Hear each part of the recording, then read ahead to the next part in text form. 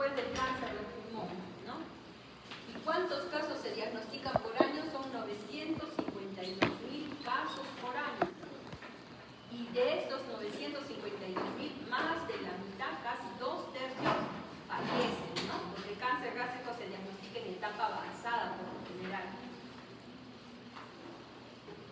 Ahora, en cuanto a la epidemiología, en ambos sexos el cáncer gástrico se localiza en la tercera causa, ¿no?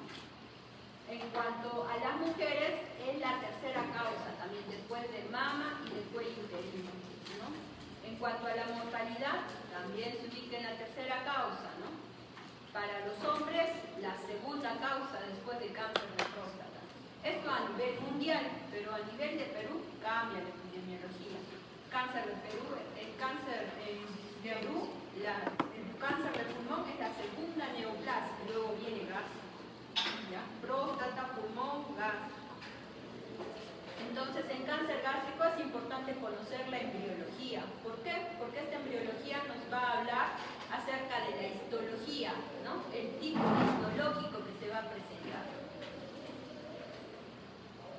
La anatomía es importante conocerla, ¿por qué? Por el tipo de cirugía que vamos a hacer. Si un tumor se localiza en el fondo, será una gastrectomía subtotal, ¿no? Del fondo, ¿no? Si se localiza en la región antropilórica, será una gastrectomía distal, ¿no? Entonces, por eso es importante conocer la anatomía para ver qué tipo de cirugía se realizará. Una gastrectomía subtotal, o una radical, o una distal. Es importante conocer qué arterias irrigan el estómago. ¿Por qué? Porque los cirujanos van a aclampar estas arterias y las van a debilitar también, ¿no? Y además porque el tipo de diseminación que se va a ver en cáncer gástrico es diseminación hematógena y linfática. Por eso también es importante conocer los grupos ganglionares. Al momento de la cirugía nos van a hablar acerca de una gastrectomía D1 y una gastrectomía D2, ¿no? La D1 va a abarcar hasta la sexta cadena ganglionar, o sea, hasta los infrapilóricos. Y una gastrectomía D2 va a abarcar hasta la decimosegunda cadena ganglionar, los hepático-duodenales. Acá se ve con mejor claridad. Gastrectomía D1 cuando han sacado hasta la sexta cadena ganglionar. Gastrectomía D2 cuando se han llevado hasta la decimosegunda cadena ganglionar. Entonces es importante que ustedes conozcan que en cáncer gástrico la mínima cantidad de ganglios a resecar son 15 ganglios, a diferencia del cáncer de colon que solamente son 12 ganglios, lo mínimo. Si en el reporte patológico les dicen que han resecado 8 ganglios, es una gastrectomía subóptima, ¿no? R1. Entonces, como mínimo, deben de sacar 15 ganglios en cáncer gástrico. Los factores de riesgo, como bien conocerán, tiene relación inflamatoria y ambiental, ¿no? Sobre todo con la infección del Helicobacter pylori. El epitelio normal del estómago, sometido a esta infección crónica, va a producir alteraciones, ¿no? A nivel genético, ¿no? Y se va a originar una gastritis crónica. Luego, por efectos del cigarrillo y otros efectos ambientales como el alto consumo de sal, puede originarse una gastritis atrófica que luego progresa con alteraciones genéticas e inestabilidad microsatelital a una metaplasia intestinal, con el tiempo a una displasia y luego un adenocarcinoma. El transcurso de esta progresión es alrededor de 8 o 10 años, no es de un momento a otro, ¿no? Esto no se produce en 1 año o 2 años, ¿no? Es con la acumulación de diferentes factores de riesgo, ya sea por infección del Helicobacter pylori, por factores ambientales como el cigarrillo, alto consumo de sal, comidas ahumadas, comidas ricas en carnes rojas, inflamación crónica, ¿no?, que se desarrolla el cáncer gástrico. Y asociado también a algunas mutaciones genéticas, ¿no?, como mutación del APC, del P53, del KRAS, entre otros. Entonces, ¿qué factores de riesgo están relacionados con el cáncer gástrico? Vamos a tener un factor ambiental, que tiene relación con los factores adquiridos como nutricionales, ocupacionales, ¿no?, el consumo de cigarrillo, la infección del Helicobacter pylori, la infección del Epstein-Barr, que es muy frecuente en nuestra población, la exposición a radiaciones, ¿no?, entre otros.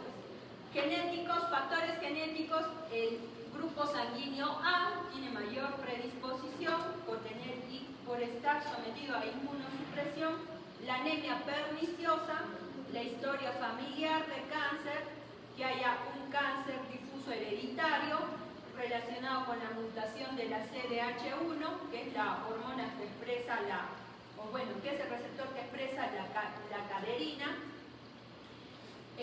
Factores de cáncer del colon no polipósico o pólipos adenomatosos familiares, el síndrome de Li-Fraumeni, también pueden haber mutaciones de BRCA1, BRCA2 y algunas lesiones precursoras como los pólipos adenomatosos, gastritis atrófica por déficit de vitamina B12, displasia, metaplasia intestinal, enfermedad de Menetrier. También la raza, se ha estudiado que los japoneses tienen mayor relación con cáncer gástrico, entonces los provenientes de Asia o de las, generalmente, ¿no?, o en mayor proporción. La obesidad también está relacionada con el cáncer gástrico por un estado proinflamatorio. Dentro de la histología, el 95% de los cánceres gástricos son adenocarcinomas. Y a su vez, estos adenocarcinomas van a tener subtipos histológicos, como el carcinoma de células escamosas, adenocantoma, tumores carcinoides, carcinoma de células pequeñas, mucinosos y otros. Ahora, en cuanto a los subtipos histológicos, debemos de conocer que hay un tipo intestinal, según la clasificación de Laurel, un tipo difuso, un tipo mixto, que es de ambos, y un tipo indeterminado. No se va a poder diferenciar bien el epitelio, ¿no?, de este tipo de cáncer. Hay otras clasificaciones, pero que no son importantes para nosotros. Nosotros no consideramos la clasificación de Laurel en cuanto a los subtipos histológicos. Entonces, el cáncer es importante conocer el grado de diferenciación. Mientras más aumente el grado, quiere decir que la célula está más desdiferenciada y el cáncer es más agresivo, tiene más mutaciones genéticas. En un grado 1 es bien diferenciado, va a haber una mayor a un 95% de la formación de las glándulas. Un grado 2 es moderadamente diferenciado, se van a formar las glándulas del 50 al 95%. Un grado 3 ya es pobremente diferenciado, no se logra definir bien al microscopio las glándulas. Entonces, hablamos en la histopatología, según la clasificación de Laurel, tenemos dos grandes tipos, el tipo difuso y el tipo intestinal. De estos dos tipos están ubicados dentro del 90% de los cánceres que son adenocarcinomas. Va a haber un 10% de cánceres que se localizan en el estómago, pero no son adenocarcinomas. Pueden ser linfomas, sarcomas, tumores gastrointestinales, pueden ser tumores carcinoides, pueden ser carcinomas neuroendocrinos, pero no adenocarcinomas. Y es importante conocer la histología porque se van a tratar diferentes. Un adenocarcinoma se opera, pero un linfoma gástrico no se opera. Responde bien a la quimioterapia. Por eso es importante conocer la histología.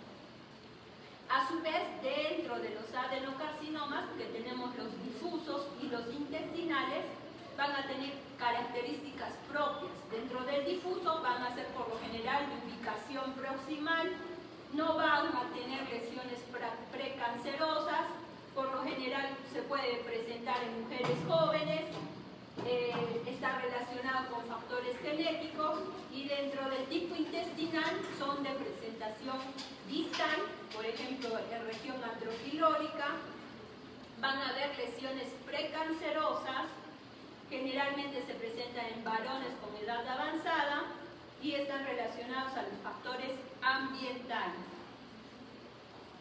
Tenemos una clasificación japonesa para determinar si es que es una protrusión, o es superficial, o es plano, o es con depresión o ulcerado, excavado. La clasificación japonesa no es importante para nosotros conocerla, no guiamos mucho de esto, pero es importante que sepan que hay esta clasificación. La clasificación de Borman, esto sí es importante que conozcan, porque el gastroenterólogo, cuando haga la endoscopía alta, les va a referir que es un Borman 1, 2, 3 o 4, y ustedes tienen que conocer qué quiere decir con eso. Si es un Borman 1, quiere decir que es un tumor con una masa que sobresale, que está sobreelevada. Si es un tipo 2, es una lesión ulcerativa. Si es un tipo 3, es una lesión infiltrante y ulcerativa. Y si es un tipo 4, es un tumor difuso infiltrante. Cuando a nosotros nos mencionan un tipo 4, quiere decir que puede ser rinitis plástica, así se le conoce, que ha infiltrado todo, ¿no? Toda la capa. Y esto puede estar asociado a un estadio mucho más avanzado, podría ya ser un estadio clínico 4, que se comprueba con las tomografías o con una laparoscopía diagnóstica. La clasificación Viena, que también nos lo dan los endoscopistas, por el grado de infiltración, ¿no? Pero esa es la principal, ¿no? En cuanto a la clasificación, hay una clasificación molecular, ¿no? Subtipos moleculares. Tenemos 4 subtipos moleculares. La que está asociada al Epstein-Barr, que va a tener mutación del PI3K, o sobreexpresión de PDL1 y PDL2, por lo tanto van a responder a inmunoterapia, o se van a dar tratamientos dirigidos contra esta mutación del PI3K, o va a estar silenciado la ciclina 2A, ¿no? que se expresa en el ciclo celular, la inestabilidad microsatelital, que es otro tipo de clasificación y que está relacionada con la hipermutación, con el silenciamiento del gen MLH1. Esta es inestabilidad microsatelital. Otro que se llama genómicamente estable, esto por lo general se va a presentar en el tipo difuso, y va a haber mutaciones de la CDH1 que expresa la proteína la caderina, y la inestabilidad cromosómica, ¿no? Más grande. Esto se ve preferentemente en la histología intestinal, va a tener relación con la mutación del TP53 y con la activación de la vía RTK-RAS.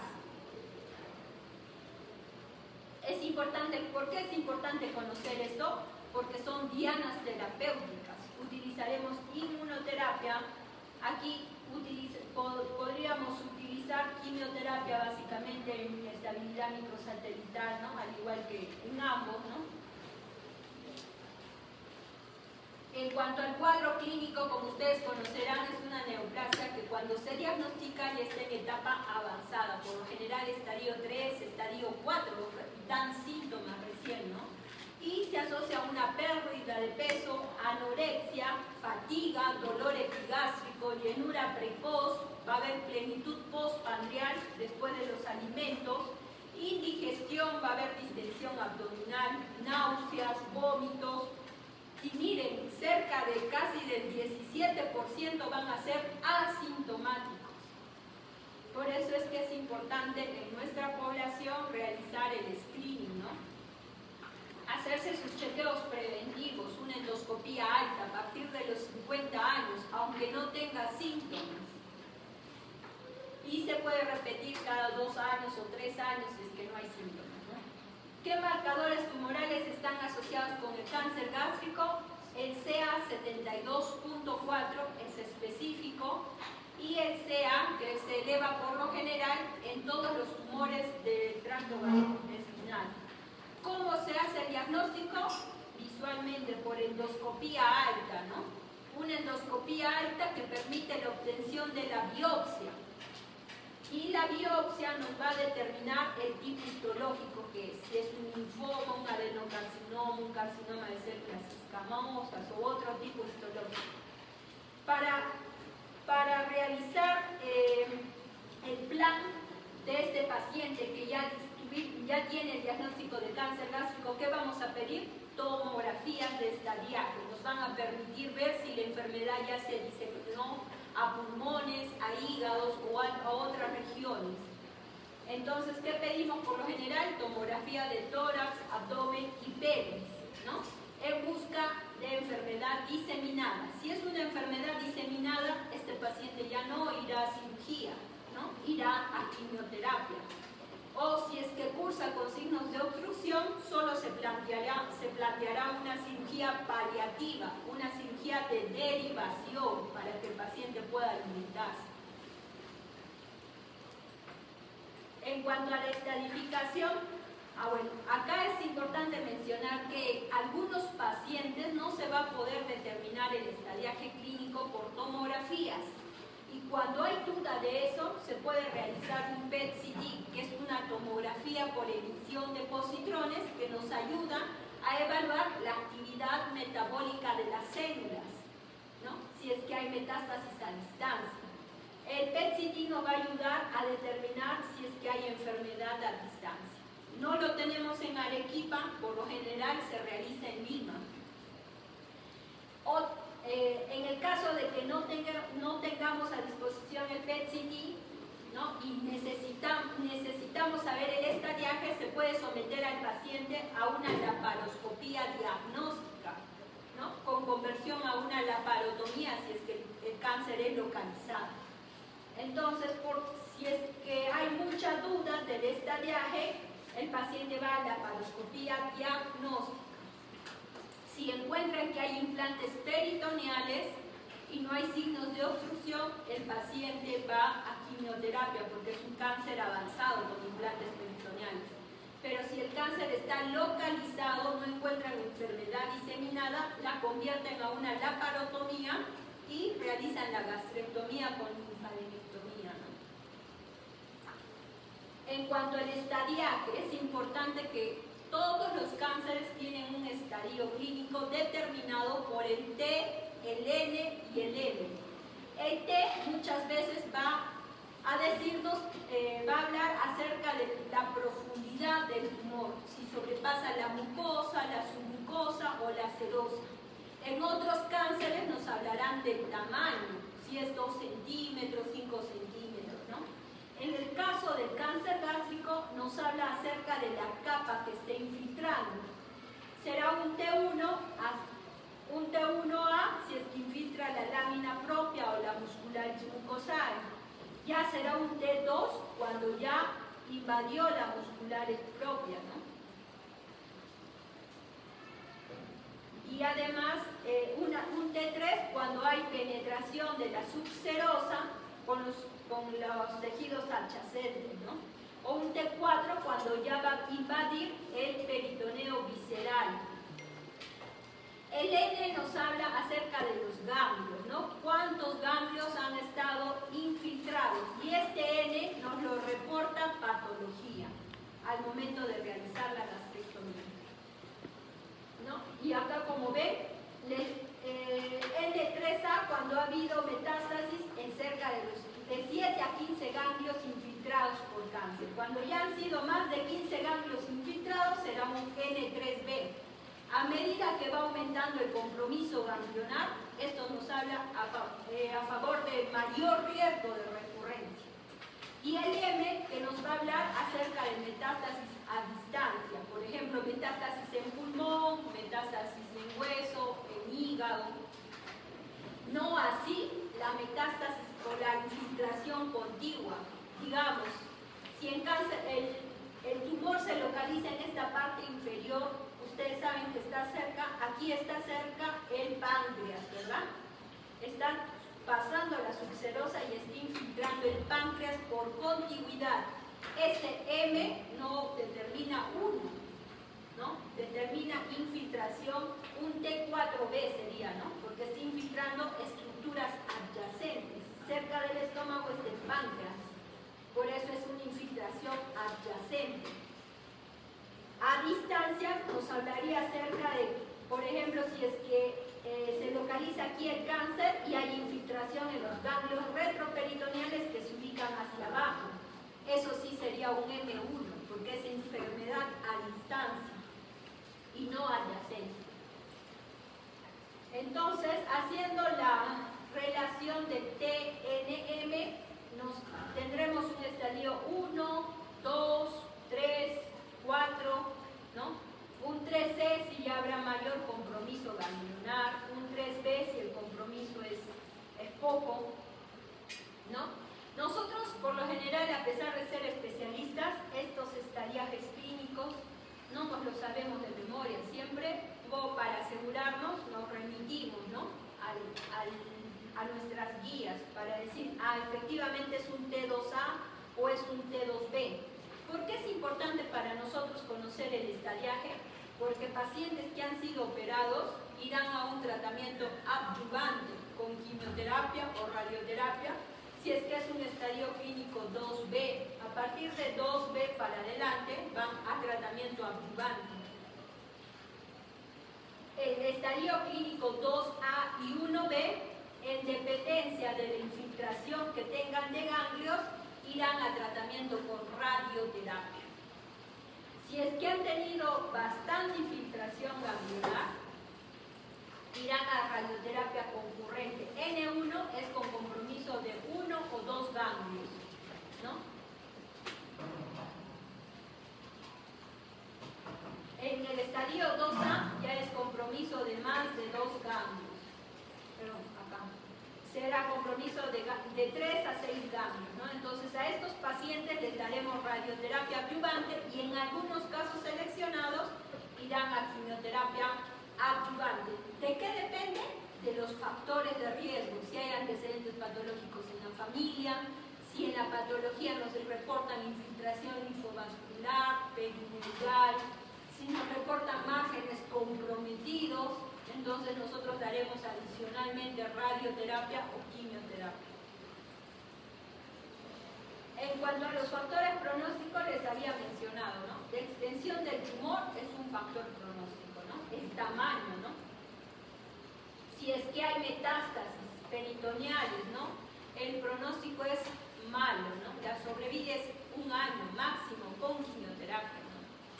Si ya hay infiltración peritoneal. Y la supervivencia va a disminuir con la extensión del tumor directa, ¿no? Más importante es el número y la ubicación de los nodos, de los ganglios, ¿no?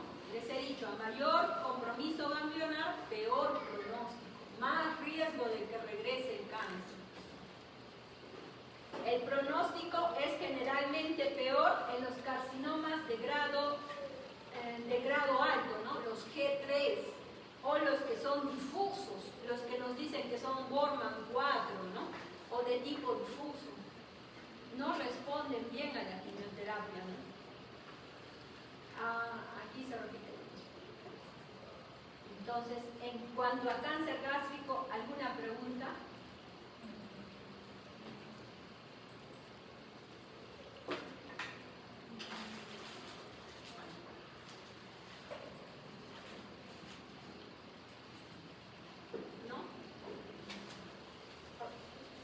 Vamos a seguir con cáncer de colorectal.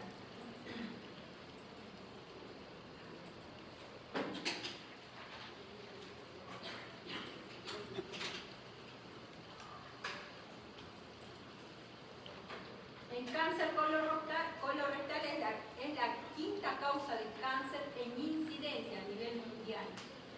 Al año se presentan cerca de 4.636 nuevos casos. De estos, la mitad fallece.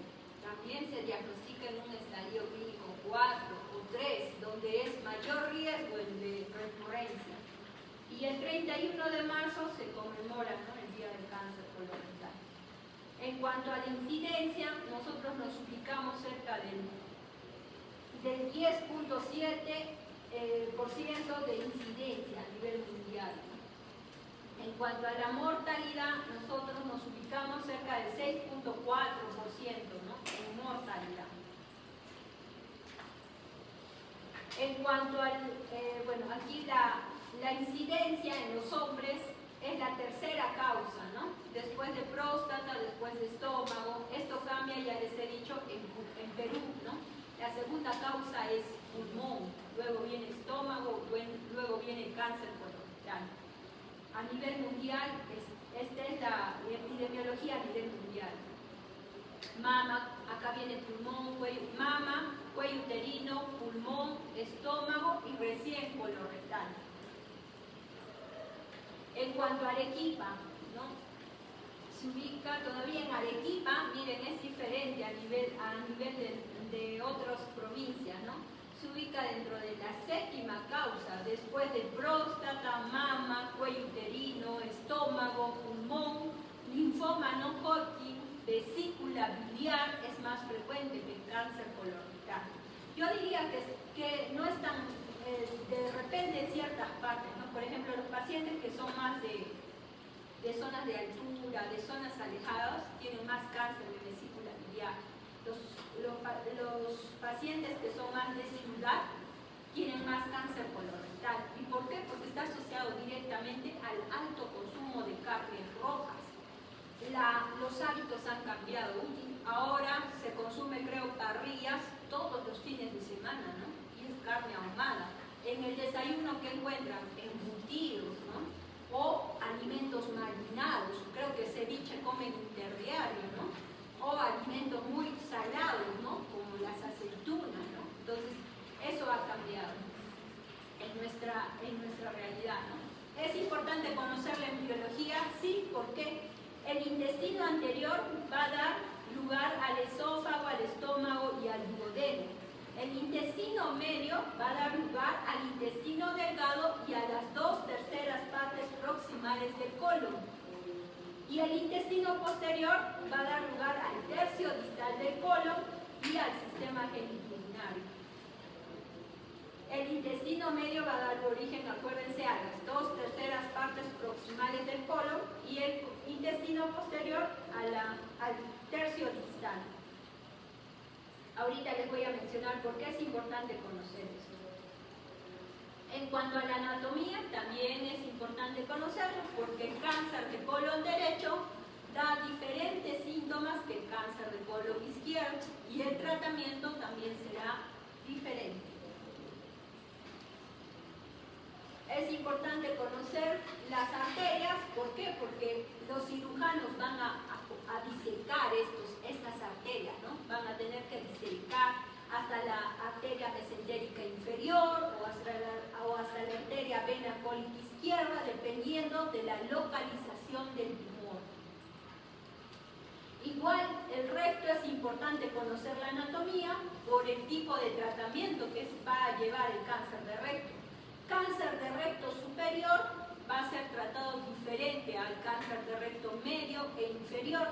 Por lo general, el cáncer de recto superior puede ser sometido a una cirugía. El cáncer de medio e inferior generalmente va a tratamiento con quimio y radioterapia. Y la cirugía solo se utiliza como salvataje si no ha respondido a la quimio y a la radioterapia. Bueno, esta es la irrigación de recto que también es importante conocer para saber, sobre todo los cirujanos, ¿no?, hasta qué arterias van a disecar, ¿no?, por el tipo por la localización del tumor. Entonces, como bien les había mencionado, los 2/3, el recto, El tercio superior va a drenar a la vena porta hepática.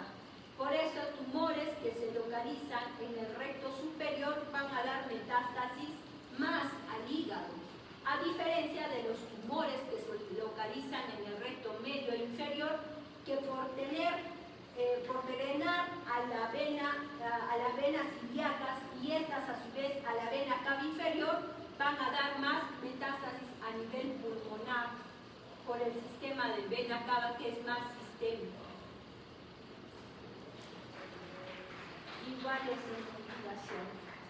La histología es importante también conocerla, porque nos va a hablar acerca de la infiltración, ¿no? El estadiaje, el T. Y es importante conocer que a nivel del recto hay una transición de epitelios. Y esta transición de epitelios también nos va a determinar la presentación de un cáncer, ¿no? Porque hay mayor grado de duplicación celular, de replicación, de transformación, ¿no? Aquí en esta zona donde cambia el epitelio estratificado no queratinizado, que se ubica en el ano, a un epitelio cilíndrico simple con células caliciformes, que es del recto. Ahora, en cuanto a la patogenia, tenemos 3 vías por las cuales se puede desarrollar un cáncer colorectal. La más frecuente es la vía del carcinoma-adenoma, cerca del 70 al 90%. La que le sigue es la vía la vía cerrada, ¿no? Que es cerca del 20%.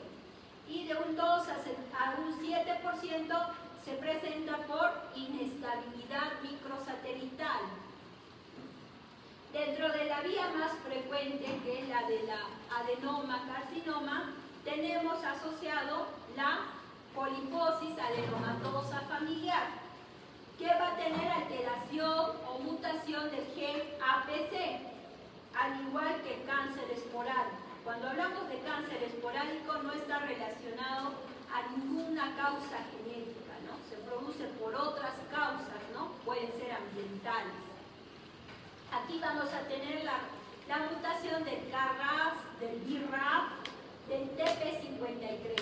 ¿Y a qué va a dar lugar todas estas mutaciones? A una estabilidad de microsatélites.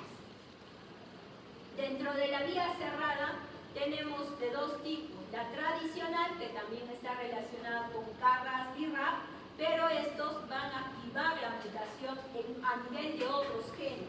Dentro de estos 3 genes, el más conocido es la MLH1. Y va a dar lugar, a su vez, a la estabilidad de microsatélites con un cáncer colorectal inestable.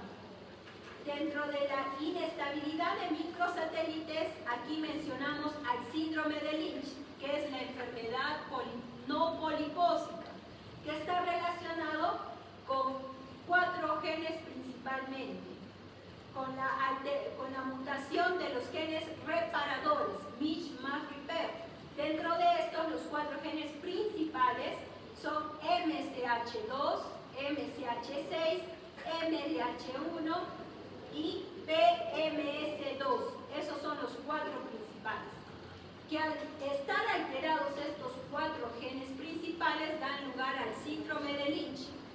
¿Y en qué consiste este síndrome de Lynch? Que dentro de la familia va a haber expresión de cáncer colorectal, cáncer gástrico, cáncer de duodeno, cáncer de vías urinarias, cáncer dentro de las vías urinarias de vejiga, principalmente.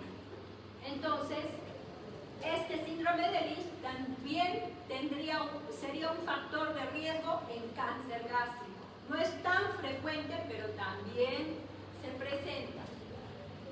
Y todas estas mutaciones a qué llevan por otra vía a la inestabilidad microsatelital. Como ve, la inestabilidad microsatelital, la estabilidad microsatelital va a desencadenar el cáncer, ¿no? Entonces, un epitelio normal, por inactivación del APC, va a generar adhesión entre las células, que seguidamente por un conjunto de mutaciones, ya sea principalmente del KRAS P53, va a conducir a una mayor angiogénesis, una activación de señalizaciones, de factores de crecimiento, por lo tanto la célula se va a replicar más y va con una supresión de la apoptosis y al final se desarrolla un cáncer. Dentro del cáncer, igual esta vía que habíamos hablado, se puede producir una displasia, un pólipo adenomatoso, un pólipo largo y luego un carcinoma in situ, luego un carcinoma invasivo cuando ya venció la parte de la invasión, ya hay una diseminación a nivel, ¿no?, de vasos sanguíneos y se produce una metástasis. Aquí alteraciones moleculares, ¿cuáles vamos a tener? Se activa por sobreexpresión el IGFR, ¿no?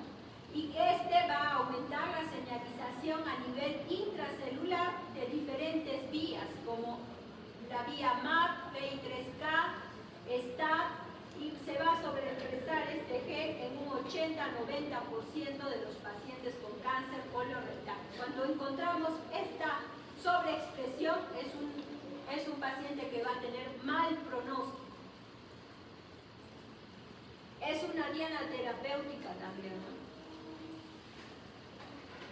En cuanto a la inestabilidad cromosómica, que es a mayor envergadura, va a haber una acumulación consecutiva de anomalías en la vía de señalización del APC beta-catenina.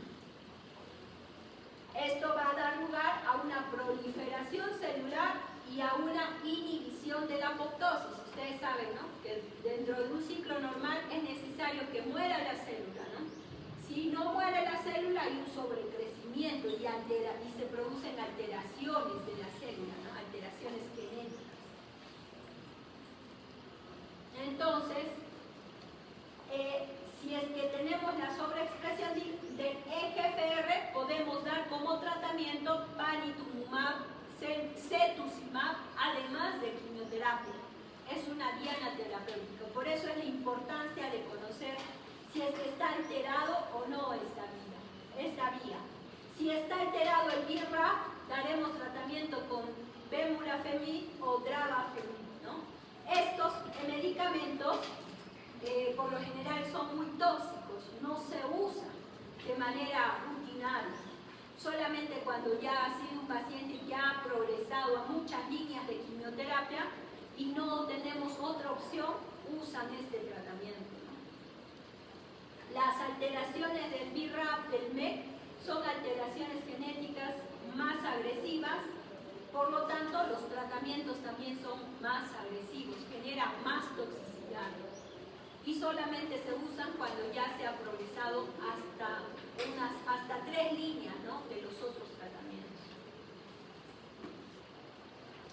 Esto es la inestabilidad de microsatélites, que les había dicho que estaba dañadas las proteínas reparadores, estaban mutadas la MLH1, la MCH2, la MCH3 y la PMC2. Estas 4 son las principales que se encuentran alteradas. Hay otras que también se pueden encontrar alteradas, sí, pero en menor frecuencia. Y en cáncer colorectal, el 15% aproximadamente van a tener alteración de estas proteínas reparadoras. Y a medida que aumente el estadio clínico, estas proteínas también disminuye su alteración, ¿no? Y en cerca del 3 a 5% de los pacientes en cáncer colorectal está asociado al síndrome de Lynch. Estos son otros biomarcadores que en nuestra realidad no lo podemos hacer porque son de alto costo. Por lo general estos marcadores se hacen en Lima, ¿no?, y tienen un costo de 20.000, por encima de los 20.000 soles. Ahora, ¿es importante conocer la histopatología? Sí, porque el cáncer va a ser más agresivo, ¿no? Por ejemplo, el más frecuente es un adenocarcinoma.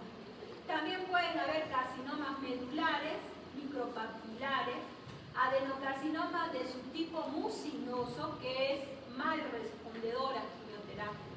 Entonces, ¿cuál es la importancia de conocer las diferentes histologías? Porque algunos tendrán mejor factor pronóstico, otros peor. El tipo de tratamiento será diferente. Por ejemplo, en los carcinomas neuroendocrinos, por lo general no damos la quimioterapia conocida como FOLFOX, no responden, por lo general responden más a quimioterapia con temozolomida o capecitabina vía oral, ¿no? Entonces, por eso es importante conocer la histología. También en cáncer de colon hay un subtipo molecular, que son los subtipo 1, subtipo 2, subtipo 3, cada uno tendrá variedades diferentes. En el subtipo 1, que va a estar relacionado con el BRAF, en el subtipo 2, que está relacionado con la expresión de la vía del MYC, en el subtipo 3, que va a estar relacionado con los tumores con inestabilidad microsatelital, el subtipo 4, que es el del subtipo mesenquimal, histológicamente. En cuanto a los factores de riesgo, igual vamos a tener factores modificables y otros factores de riesgo no modificables. Dentro de los no modificables tendremos a los hereditarios, los síndromes de cáncer colorectal hereditario o la historia familiar, ¿no? Otros factores que pueden estar relacionados será la raza, el género, es más frecuente en hombres, la diabetes tipo 2 también está relacionado, enfermedades inflamatorias intestinales.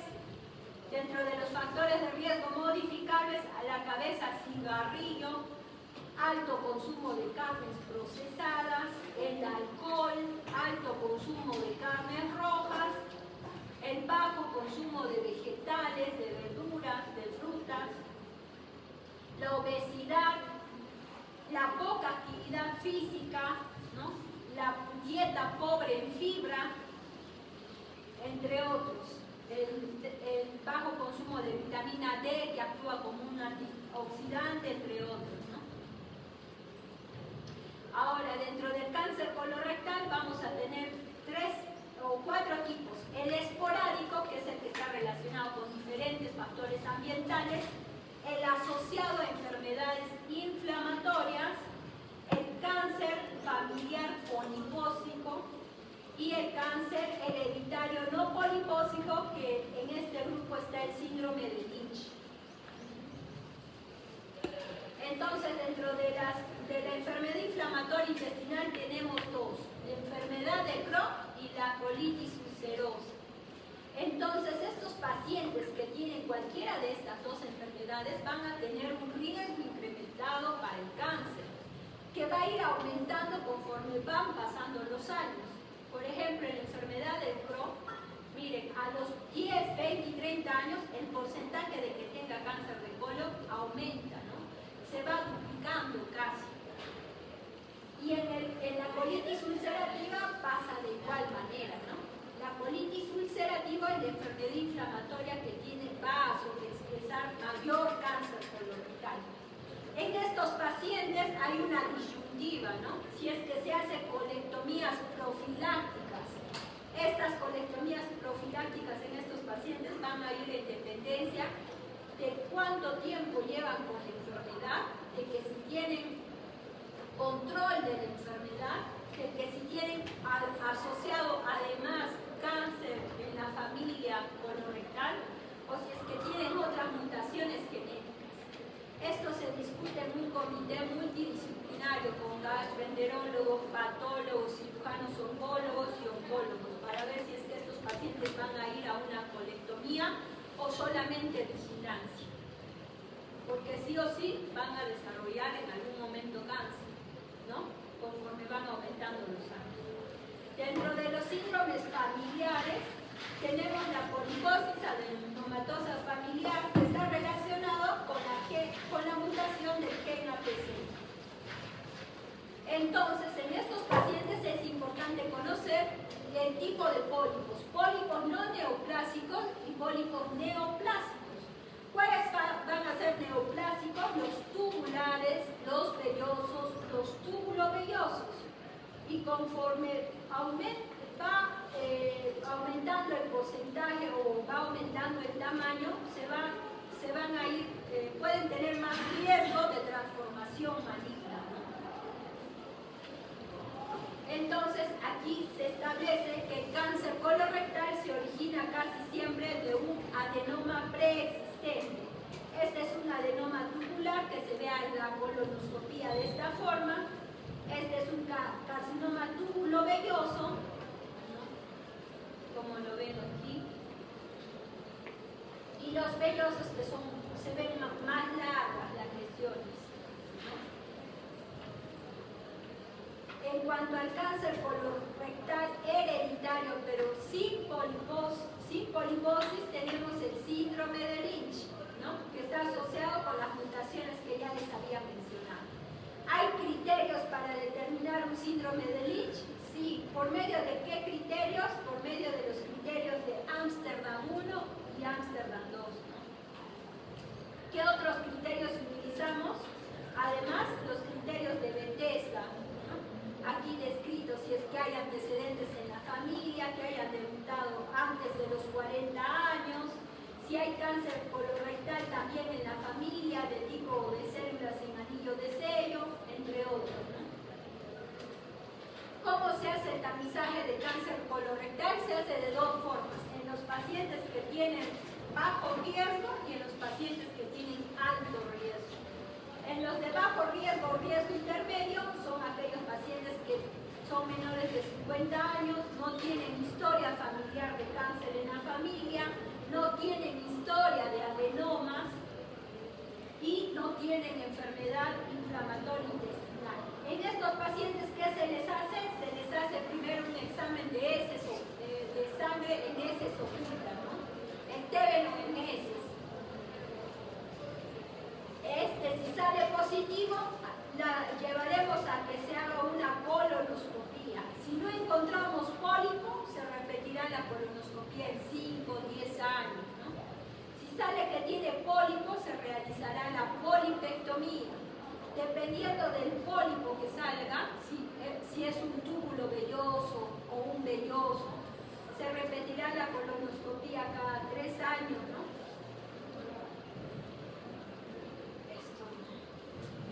Ahora, si el paciente tiene factores de riesgo, por ejemplo, ¿cuáles son los factores de riesgo familiares? Un familiar de primer grado con cáncer colorectal a los 50 o 60 años, el tamizaje de la colonoscopía se realizará a partir de los 40 años. Casi siempre es 10 años antes de la presentación, ¿no? Si, por ejemplo, tienen un tío que tuvo un cáncer colorectal a los 40 años, ustedes empezarán su despistaje 10 años antes. Una colonoscopía a partir de los 30 años. Y si está normal, se repite cada 5 años, si es que no hay síntomas. Y así, ¿no? Sucesivamente. Si es que hay dos familiares de primer grado, a cualquier edad, se empezará el tamizaje a los 40 años o 10 años antes del diagnóstico. Y se repetirá cada 3 a 5 años dependiendo de si hay síntomas o no. Esto es para que lo lean mejor con los criterios de Ámsterdam y Bethesda, ¿ya? Ahora, llegamos a la parte en la que les mencioné que era importante conocer la embriología, porque el cáncer de colon derecho va a derivar del intestino medio. Y esto a su vez va a estar relacionado con mutaciones genéticas del tipo BRAF, inestabilidad microsatelital, alteraciones del KRAS.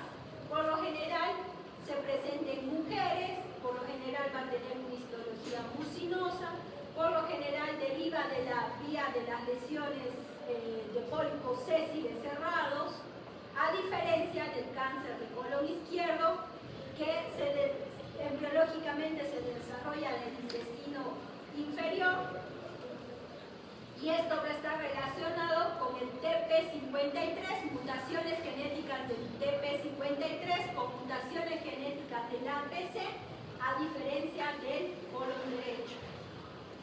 A su vez, va a estar más frecuente en hombres y los síntomas van a ser diferentes. Cáncer de colon derecho está más relacionado con anemia, con obstrucción, con anemia principalmente.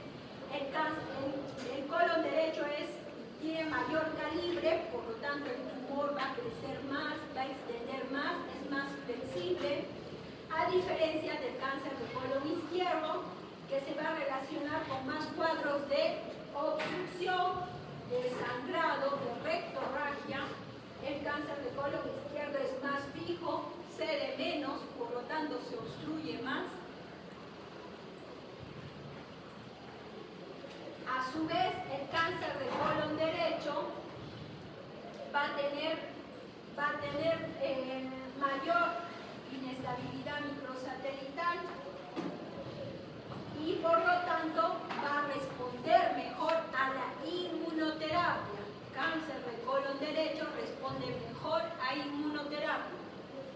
Está relacionado con la inestabilidad microsatelital. En cuanto al diagnóstico, hay un diagnóstico clínico en el que se sospecha por sangrado rectal, por anemia, por dolor abdominal, por una masa palpable, ¿no? Ya les he dicho por sangrado también, o también puede cursar asintomático. ¿Cuál es el estudio por el cual realizamos el diagnóstico definitivo? Por medio de una colonoscopía. ¿Qué podemos pedir? Un carcino embrionario, ¿no? Un marcador del CEA, que es específico para cáncer de colon. El CA 19.9 también se puede encontrar elevado, pero no es específico, es más específico de vías biliares, de páncreas. Igual que en gástrico, a medida que invade las capas, se va a determinar un T1, T2, T3 o T4. Y el grado de compromiso ganglionar va a determinar el ERI. Y al hacer la relación del TNM tendremos el estadio clínico definitivo. En el cáncer colorectal vamos a tener un estadio clínico 4A, 4B y 4C. ¿Por qué es importante esta distinción? Porque un 4C nos va a hablar acerca de carcinomatosis peritoneal, de ascitis, de peor pronóstico. Un cáncer de estadio clínico 4A nos va a hablar acerca de metástasis en un solo órgano, por ejemplo hígado. Y si estos pacientes pueden ir a cirugías citorreductoras. Si es que tienen lesión en hígado más la lesión del colon, van primero a quimioterapia intensa con FOLFIRINOX, reducen la enfermedad y pueden ir a cirugía. Operan el primario, que está ubicado en cáncer en el colon, y operan la metástasis del hígado, siempre y cuando esta enfermedad sea oligometastásica, sea pequeña, sean metástasis periféricas que se puedan abordar quirúrgicamente. Un estadio 4B también podría ir a citorreducción, pero el pronóstico es menor. Un estadio 4B nos habla acerca de invasión a dos órganos, por ejemplo, hígado y pulmón. Puede ir a cirugía citorreductora también, pero la condición es que sea enfermedad oligometastásica, ¿no? Lesiones periféricas, lesiones pequeñas, lesiones que hayan respondido, que hayan disminuido con la quimioterapia. Un estadio 4C, por lo general, ya tiene carcinomatosis peritoneal, hay ascitis, ya no hay opción de cirugía.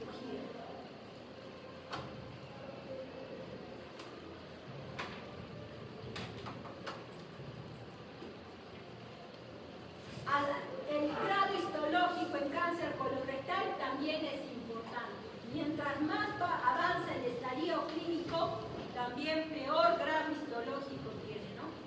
Un G1, G2 o un G3 también. Los nódulos linfáticos, mientras mayor compromiso ganglionar, peor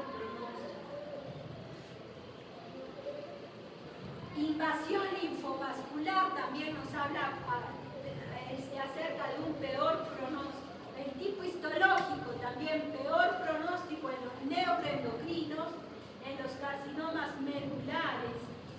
La inestabilidad microsatelital, que por lo general se presenta más en cáncer de colon derecho, nos habla a favor de un mejor pronóstico porque van a responder mejor al tratamiento. Mutaciones del BRAF nos habla a favor de un peor pronóstico y pobre respuesta a la quimioterapia, al igual que otras mutaciones que se presentan, ¿no? El marcador tumoral CEA nos habla también, si es que desde el inicio estaba muy elevado, nos habla a favor de un mal pronóstico. Si el paciente debutó con obstrucción y perforación, nos habla a favor de un peor pronóstico porque hay diseminación cuando hay una perforación intestinal. Entonces, a medida que va aumentando el estadio clínico, la sobrevida de los pacientes va disminuyendo. Los pacientes con un estadio clínico 1, por lo general a los 5 años, casi el 100% de los pacientes está vivo. A diferencia de los estadios clínicos 4, que a los 5 años solamente del 5 al 15% de los pacientes están vivos.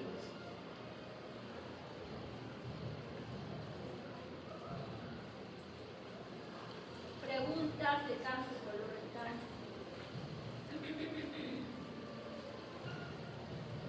Entonces, el cáncer colorectal, saber, ¿no?, que hay 4 formas: esporádico, los no asociados a pólipos, los no asociados a pólipos, los asociados a pólipos y los que están relacionados con enfermedades inflamatorias intestinales, ¿no?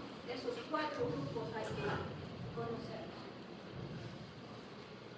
Ya, en cáncer de piel tenemos que diferenciar 2 grandes grupos: cáncer de piel no melanoma y cáncer de piel melanoma.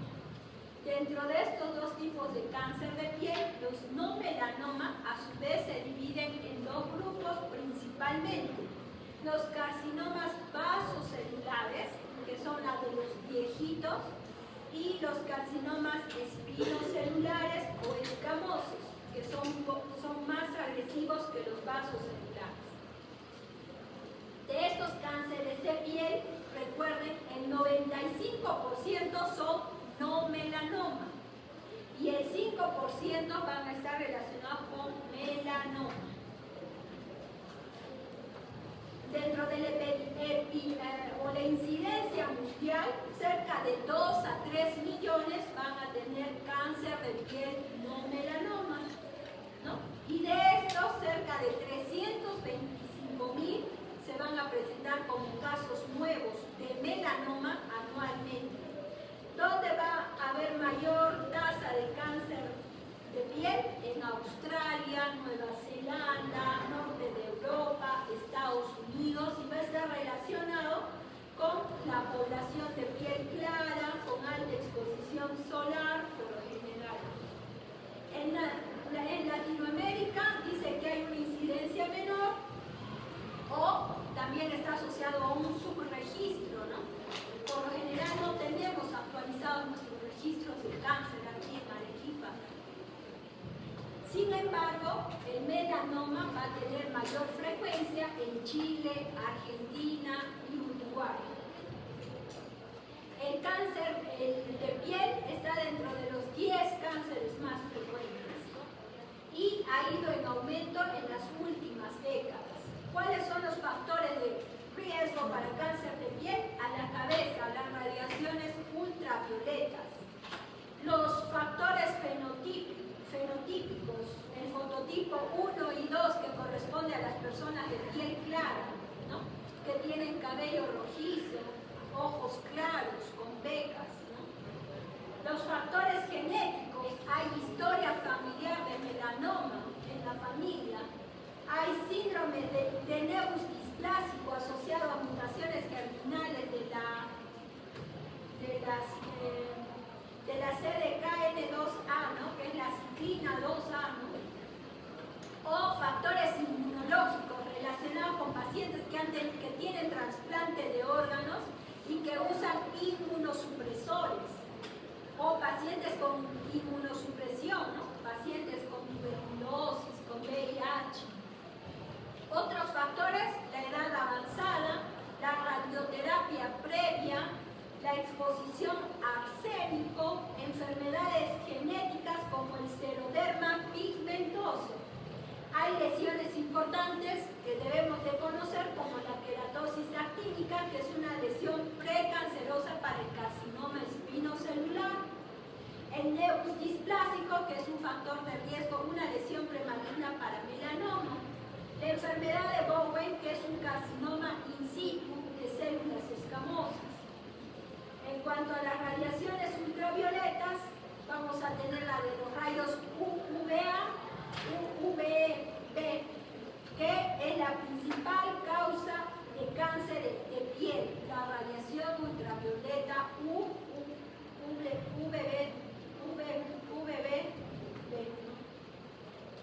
En cuanto a la carcinogénesis, va a haber un daño directo de la radiación ultravioleta, UVB, y va a producir mutaciones genéticas. Va a haber inmunosupresión local, va a haber proliferación celular anormal y los genes que están alterados principalmente en cáncer de piel, P53, BRAF y NRAS. Dentro del cáncer de piel hablamos del carcinoma vasocelular, que por lo general es de crecimiento muy lento, se presenta en los abuelitos, siempre les van a decir los abuelitos, ¿no? Las personas: esta lesión la tengo 10 años, la tengo 8 años, es de crecimiento lento, ¿no? Se va a localizar en la cara, en la nariz, en los párpados, en las orejas, principalmente es en la facie. Y como ven acá, es una pápula perlada, con telangiectasias a su alrededor, ¿no? Como ven acá. Y es de borde elevado, ¿no? Es un borde limpio. A diferencia del carcinoma espinocelular, que ya va a derivar de los queratinocitos y que por lo general se presenta por un daño del sol crónico, está asociado a una queratosis actínica, ¿no? Y se presenta como una úlcera ahí, ¿no? Una herida que no cicatriza, por lo general.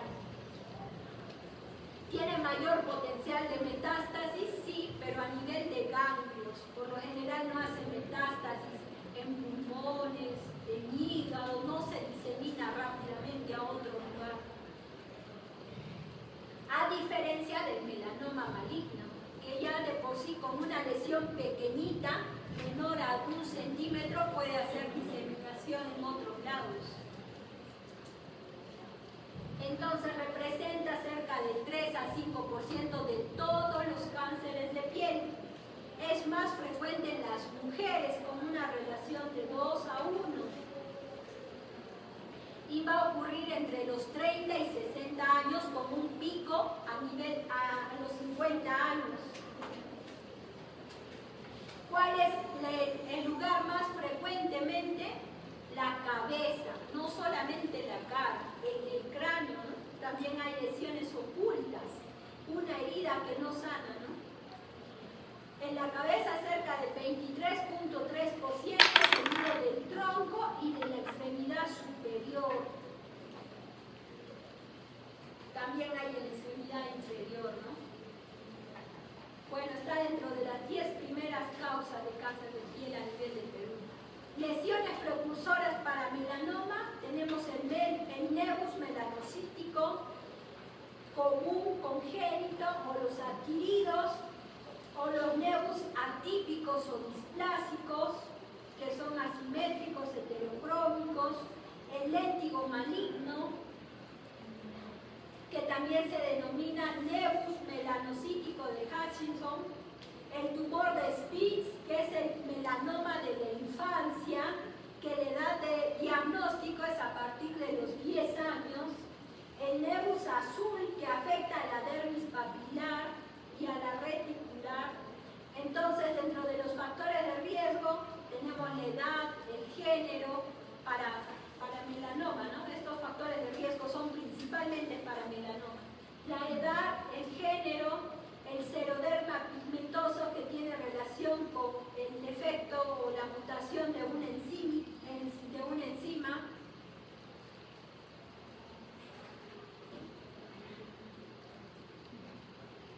la raza, el antecedente familiar, si es que se presenta en un 10%, ¿no?, de los pacientes con antecedente familiar, la parte genética predispone un 40%, si hay un antecedente personal, alrededor del 5% de los pacientes tendrá una recidiva del melanoma, así hayan sido extraídos completamente, pueden recurrir. Del 100%, el 5% recurre.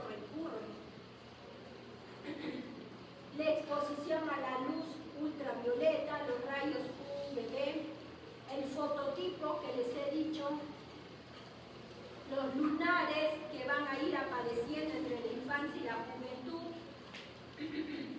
Dentro de la variedad que tenemos de melanoma, tenemos la variedad léntigo maligno, tenemos la variedad nodular, la variedad de extensión superficial, la variedad de lentiginoso acral, y de estas 4 variedades, la nodular es la de peor pronóstico.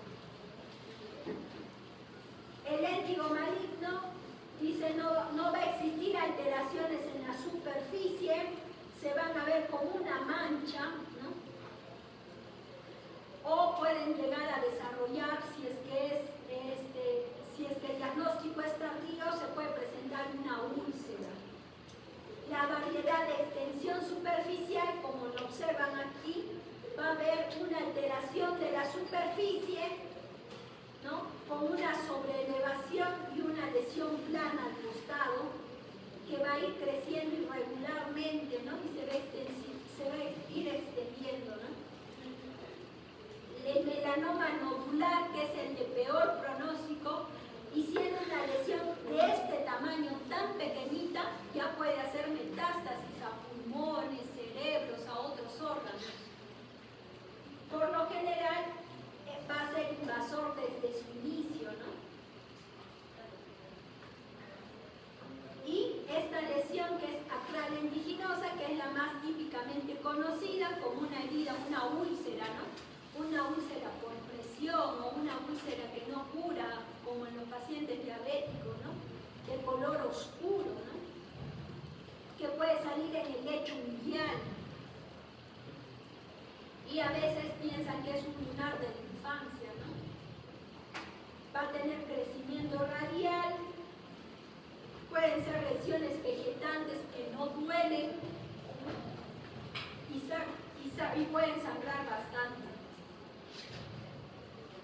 Entonces, en melanoma es importante conocer la medida de Breslow, porque nos va a determinar el estadiaje, el pronóstico, el grado de infiltración y el tipo de cirugía que se va a realizar.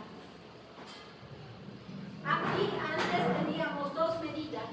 La medida de Breslow, que se determina por la profundidad de la lesión en milímetros, y el índice de Clark, que era la invasión, pero en la capa que infiltraba. Por ejemplo, un Breslow de 1 milímetro estaría determinado por un Clark 1, porque infiltraba la epidermis, ¿no? Un Breslow de 2 estaría determinado por un Clark de 2 o 3, porque infiltraba la dermis superficial o la dermis profunda, ¿no? Hay una relación, en una se mide por milímetros y en la otra consideran la capa que está infiltrando. Estos son los niveles de Clark. Nivel 1, infiltra la epidermis. Nivel 2, la dermis papilar. Nivel 3, la unión entre la dermis papilar y la reticular. Nivel 4, la dermis reticular.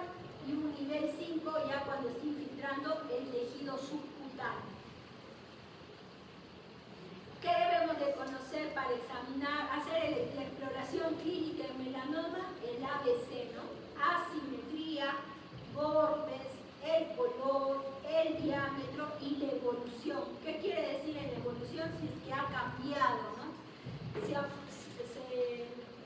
ha aumentado de tamaño, ¿no? Ha cambiado de color, es sangrante como tal, ¿no? Entonces, lesiones, ¿no? Como estas, que parece una miosis, puede ser un melanoma, ¿no? Lesiones planas, pequeñitas, tan insignificantes, pueden ser un melanoma, ¿no? O lesiones en el lecho unguial, que a veces, ¿no? Pensamos que nos golpeamos la mano con la puerta y que aparecía esa lesión, ¿no? Puede ser también un melanoma. Entonces, ¿cuál va a ser la primera sospecha clínica cuando aparece la lesión, ¿no? Lo adecuado es que sea referido a dermatología para que tenga un examen, una dermatoscopía, ¿no? Precisa. Entonces, el dermatólogo, si sospecha que es una lesión, irá primero a biopsia. La biopsia no va a generar diseminación, ¿no? Eso es un mito, por si acaso. Toma la biopsia y nos va a determinar si es que es un melanoma invasivo o si es un melanoma in situ o si es un carcinoma vasocelular o un espinocelular. Si es que es un melanoma, nosotros tomaremos mayor evaluación y no solamente nos vamos a remitir a la evaluación de esa región, sino haremos estudios de extensión. Si la lesión se ubica en la cara, evaluaremos ganglios, ¿no? Porque en el melanoma el primer sitio de diseminación es la región ganglionar y después va a pulmones, hígados y así, ¿no? Entonces pediremos una ecografía del cuello donde va a drenar esa lesión, ¿no? Si es una lesión de región craneal, ¿a dónde drena eso? A los ganglios retroauriculares, ¿no? Entonces evaluaremos toda esa zona. Pediremos un rayos X de tórax o una tomografía de tórax para ver diseminación pulmonar o a nivel abdominal una tomografía de abdomen, ¿no? El patólogo nos va a determinar el índice de Breslow. Él nos lo va a determinar, o el índice de Clark, nos lo va a reportar. Y de acuerdo a eso nosotros haremos el estadio clínico. Es importante diferenciar el melanoma con una queratosis seborreica, un nevomelanocítico o un cáncer vasocelular pigmentado, que son las lesiones con las que se podría confundir. Por lo general los nevomelanocíticos miden menos de 6 milímetros, a diferencia del melanoma maligno, que lo van a encontrar más de 6 milímetros cuando ya se hace el diagnóstico. Va a ser de forma asimétrica, a diferencia de la queratosis y del nevus melanocítico. Va a ser de varios tonos de color, ¿no? A diferencia de los otros tipos de lesiones. Ulceración puede presentarse como también no se presenta, ¿no? Y por lo general esto se presenta en los adultos, ¿no? Mayores de 40, 50 años. A diferencia del nevus melanocítico, que se puede presentar en la infancia o en la adolescencia. El melanoma maligno es un tumor, como les dije, con mayor tendencia a la diseminación, ¿no? Ya sea metastásico, regional en ganglios, al tejido celular o por vía sanguínea hasta hueso, cerebro, puede ir. A cualquier lugar va el melanoma, no tiene un sitio, no tiene un recorrido, ¿no? A diferencia de otros cánceres, como en mama, ¿no? Por ejemplo, va a pulmones, hígado, hueso, cerebro, ¿no? Desde el principio puede ir a cerebro, ¿no? Pasándose por pulmón, dejando de infiltrar pulmones o hígado. El estadiaje es importante para determinar qué es lo que vamos a hacer, si vamos a dar inmunoterapia, porque este cáncer no responde a quimioterapia, es un cáncer inmunogénico, por lo tanto damos inmunoterapia con nivolumab, pembrolizumab, o si va a ir a cirugía, si es un estadio clínico 3 hacia abajo, irá de primera intención a cirugía con linfadenectomía, si es un estadio 2 o 3, o irá a cirugía con ganglio centinela si es un estadio 1 o 2. Y si es un estadio clínico 4 irá a tratamiento con nivolumab. Entonces, en cuanto al pronóstico, se va a establecer por el tipo clínico patológico. Dijimos que el nodular es el más agresivo, el índice mitótico que está determinado por el Ki67, la edad del paciente y el estadio clínico. El Breslow va a determinar el factor pronóstico más importante. Esta es la bibliografía y este QR son para 3 preguntitas que van a